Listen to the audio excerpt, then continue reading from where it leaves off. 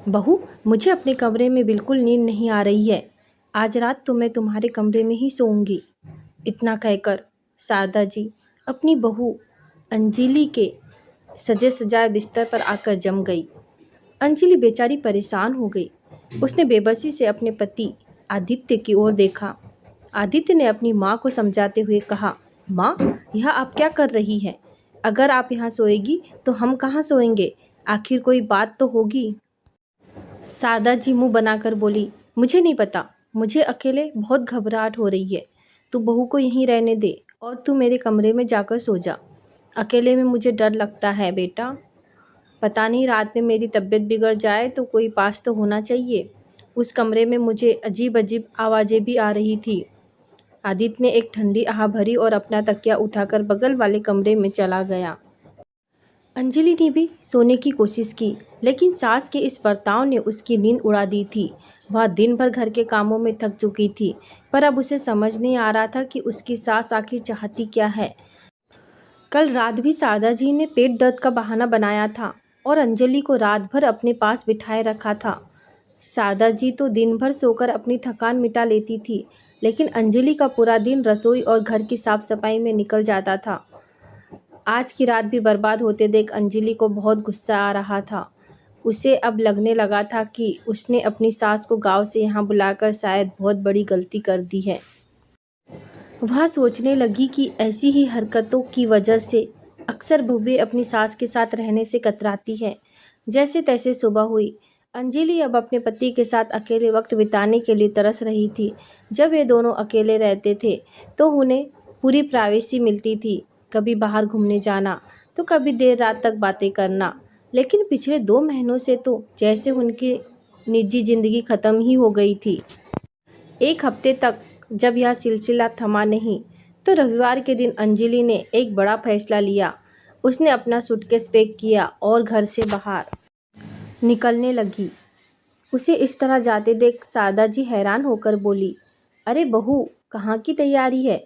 अंजलि ने दृढ़ता से कहा, मम्मी जी, इस घर में मुझे अपने पति के साथ रत्ती भर भी प्राइवेसी नहीं मिल रही है, इसलिए मैं यह घर छोड़कर जा रही हूँ।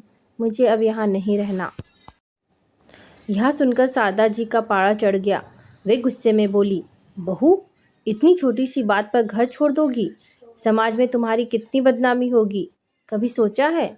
लोग कहेंगे कि इस बहू को कैसी आग लगी है कि यह अपनी सास को भी बर्दाश्त नहीं कर पा रही है और पति को छोड़कर चले गई। अपनी गृहस्थी इस तरह बर्बाद मत करो। क्या कोई बेटा अपनी माँ को छोड़ सकता है? कभी नहीं।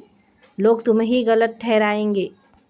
शारदा जी की कड़वी बातें सुनकर अंजलि की आंखों में आंसू आ गए, पर वह डरी नहीं। उसने जवाब दिया, मम्मी जी, भले ही दुनिया मुझे गलत कहे, लेकिन मुझे ऐसी गृहस्थी नहीं चाहिए जहाँ मेरी कोई निजी जिंदगी ही ना हो। मैं सिर्फ एक बहू नहीं, एक पत्नी भी हूँ। एक औरत होने के नाते मेरे भी कुछ अरमान हैं। क्या दिन भर खटने के बाद मुझे इतना भी अधिकार नहीं कि मैं अपने पति के साथ थोड़ा सुकून का वक्त बिता सकूं?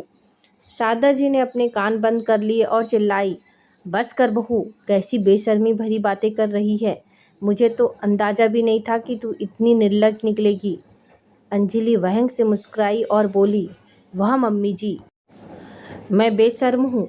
आपकी भी 2 बेटियाँ हैं और एक बेटा है, तो क्या वे सब भी इसी बेशर्मी का परिणाम है? अब तो शारदा जी का चेहरा गुस्से से तमतमा उठा। वे चिल्लाई, निकल जा मेरे घर से। मैं अपने बेटे की दूसरी शादी कराऊंगी और एक ऐसी बहू लाऊंगी जो जबान ना चलाए। तभी आदित्य कमरे से बाहर निकला। वह काफ़ी देर से उनकी बहस सुन रहा था। वह गंभीर आवाज़ में बोला, माँ, दूसरी शादी कराकर भी क्या होगा? अंजलि को जाने दो। शायद हमारा परिवार ही इसके लायक नहीं है। यह कितनी नेक है। इसने ही मुझे जिद की थी कि आप गांव में अकेली रहती हैं तो यहाँ आपको बुला लिया जाए, लेकिन मुझे नहीं पता था कि आपकी वजह से मेरी ही गृहस्थी उजड़ जाएगी। फिर वह अंजलि की तरफ मुड़ा और रुद्धे गले से बोला, मुझे माफ़ कर देना अंजलि, मैं तुम्हारे लिए खड़ा नहीं हो पाया। तुम चाहो तो मुझे छोड़कर जा सकती हो। अंजलि ने आदित्य का हाथ थामा और बोली, आदित्य, गलती तुम्हारी नहीं है, पर जो गलत है वो अपनी गलती मानने को तैयार नहीं है। जब तक मम्मी जी अपनी ये आदतें नहीं सुधारेगी, मैं वापस नहीं आऊँगी। जैसे ही अंजलि मुड़ी, सादा जी घबरा गई।